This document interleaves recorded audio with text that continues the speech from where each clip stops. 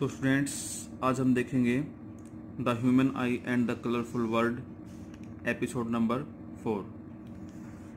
जैसा कि हम पहले पढ़ चुके हैं रिफ्लेक्शन के बारे में कि जब लाइट वन मीडियम से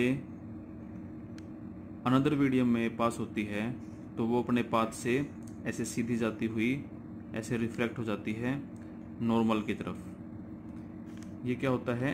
नॉर्मल। ये हम इसमें देख सकते हैं, when light travels from one medium to another its direction change। इसकी डायरेक्शन चेंज हो रही है यहाँ पे।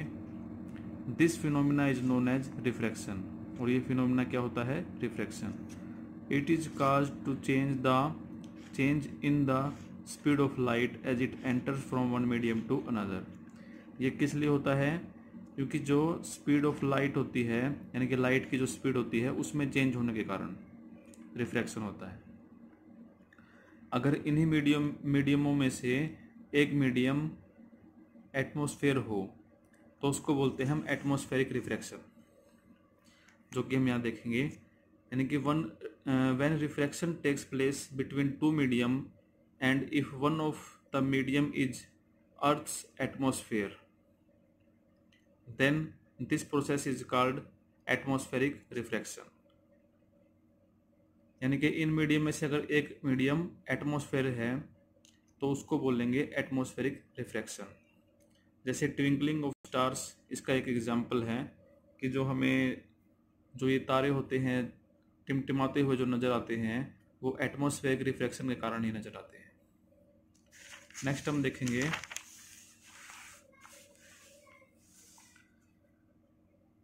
Since the stars are very distant. क्योंकि हमें पता है कि जो स्टार होते हैं वो बहुत दूर होते हैं हमसे। They are hence a point source of light, तो वो एक पॉइंट सोर्स ऑफ लाइट बन जाते हैं। The light undergoes refraction when it enters the earth's atmosphere as the path of the light goes on varying slightly the apparent position. जैसे ही light अर्थ के atmosphere में एंटर करती है तो वो अपने पाथ से रिफ्रैक्ट हो जाती है स्लाइटली और fluctuates and the amount of star light, और वो फ्लक्चुएट भी होती है। और जो स्टार लाइट की जो अमाउंट होती है, यानी कि स्टार के अंदर जो लाइट होती है उसकी जो अमाउंट होती है वो हमारी आंखों में जब जाती है entering the eyes also flickers, वो भी क्या करती है? अपने पास से डेविएट हो जाती है। The star sometimes appear bright, तो इसी कारण जो स्टार होते हैं वो कभी कभी तो हमें चमकते हुए दिखाई देते हैं, एंड समटाइम्स, और कुछ समय फेंटर, धुंधले दिखाई देते हैं। Which is the twinkling effect, इसी को हम कहते हैं ट्विंकलिंग इफेक्ट। यानी कि कभी तो वो चमकते हुए दिखाई देते हैं और कभी धुंधले दिखाई देते हैं स्टार्स।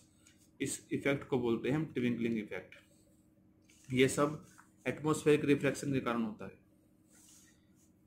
अब प्लैनेट्स के बारे में देखते हैं। Planets do not twinkle as they are closer to earth. Stars तो दूर होते हैं अर्थ से, बट प्लैनेट्स इतनी दूर नहीं होते, वो क्लोजर होते हैं अर्थ के। And are considered as a group of point sized sources of light, और वो पॉइंट सोर्स कंसिडर ना होकर group of point charges consider होते हैं, यानी कि पॉइंट चार्जेस का ग्रुप। लेकिन स्टार्स ओनली पॉइंट सोर्स के तरह कंसीडर होते हैं और ये ग्रुप की तरह। ये डिफरेंस है दोनों में, स्टार्स और प्लैनेट्स के अंदर। The total variation in the amount of light entering our eye from all the individual point sized sources will average out to 0, thereby nullifying the twinkling effect। अब जो ये ग्रुपिंग ऑफ पॉइंट चार्ज होगा, point sources होंगे, उनसे जो eyes में हमारी light जाएगी वो उन सभी पॉइंट सोर्सेज से जो इफेक्ट निकलेगा वो आपस में कैंसिल हो जाएगा, जिससे हमें ट्विंकलिंग इफेक्ट दिखाई नहीं देगा प्लैनेट के केस में। ओके, नेक्स्ट हम देखते हैं जैसे इसमें दिखा रखा है, ये सन है, ये अर्थ है, ये कोई यहाँ पे खड़ा है, तो जब यहाँ से ये सन की लाइट यहाँ जाती है और ये अर्थ के होरिजन में प्रवेश करती है तो वो रिफ्रैक्ट हो जाती है अपने पाथ से। अब जाने तो चाहिए थी ऐसे, लेकिन ये अपने पाथ से रिफ्रैक्ट हो गई सन की लाइट, तो हमें इस रिफ्रैक्शन की वजह से सन यहाँ दिखाई देता है, यहाँ की बजाय यहाँ दिखाई देता है। मान लो सन राइज हुआ है यहाँ पे, तो हमें वो राइज 2 मिनट पहले दिखाई देगा। तो इसके लिए इंपॉर्टेंट पॉइंट है ये, we see sunrise 2 minutes before the actual sunrise, यानी कि एक्चुअल सनराइज तो यहाँ हुआ बट हमें 2 मिनट पहले दिखा हुआ वो वहां पे। एंड सनसेट, जो सनसेट होता है 2 minutes after the actual sunset, और जो एक्चुअल सनसेट होता है यानी कि जब सूरज छिपता है तो वो 2 मिनट बाद हमें दिखाई देता है कि सन छिप चुका है। ये सब किस लिए होता है, किसके कारण होता है? Due to atmospheric refraction. Okay students, आज के लिए इतना ही, बाकी हम नेक्स्ट क्लास में देखेंगे। Thank you.